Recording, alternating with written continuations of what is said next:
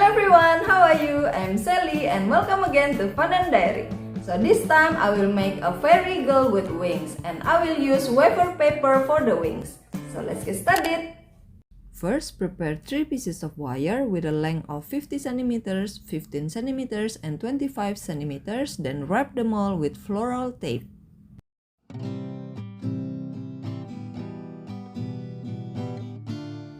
Take the 50 cm long wire and then form the body frame.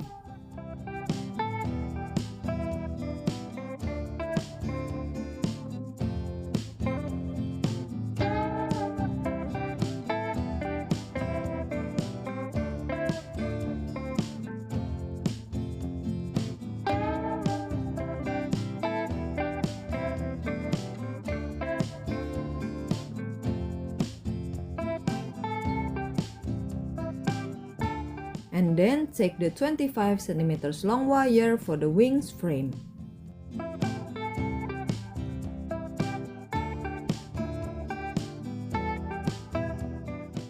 And the 15 cm wire for the hands.